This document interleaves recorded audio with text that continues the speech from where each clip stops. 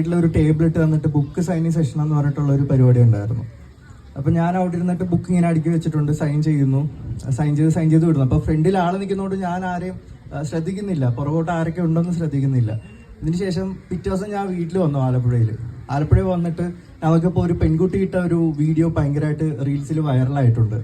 അതെന്ന് പറഞ്ഞാൽ കോഴിക്കോട് ബീച്ചിൽ ഞാനിങ്ങനെ സൈൻ ചെയ്യുന്ന ടേബിളിൽ വളഞ്ഞ് പോകുന്ന ഒരു വലിയൊരു ക്യൂ. അത് കണ്ടപ്പോൾ എനിക്ക് ഭയങ്കര കരച്ചിലാവുന്നത്. കാരണം ഒരു ബാക്ക്ഗ്രൗണ്ടും ഇല്ലാതെ എഴുത്തിലേക്ക് വന്ന ഒരാളാണ്. ആൾക്ക് കിട്ടാവുന്ന ഏറ്റവും വലിയൊരു ഗിഫ്റ്റാണ് ആ ഒരു വീഡിയോ. എൻ്റെ ഇൻസ്റ്റാഗ്രാം പ്രൊഫൈൽ അഖിൽ പി ധർമ്മേനെ എടുത്തു കഴിഞ്ഞാൽ ഫസ്റ്റ് പിൻ ചെയ്ത് വെച്ചിരിക്കുന്ന 3 ആ ഒരു വീഡിയോ ഉണ്ട്, നിങ്ങൾക്ക് കണ്ടാൽ മനസ്സിലാവും. അതിൻ്റെ അകത്ത് അമ്മലിനെയൊക്കെ എനിക്കറിയാവുന്ന, അമ്മലൊക്കെ ആ ക്യൂവിൻ്റെ അകത്ത് ഉണ്ടായിരുന്നതാണ്. ആൾക്കാരൊക്കെ ഇവിടെ ഇരിപ്പുണ്ട്. അപ്പം ഞാൻ ഈ പറഞ്ഞ കാര്യങ്ങളൊക്കെ സത്യമാണ്, അവർക്ക് അറിയാവുന്നതാണ്.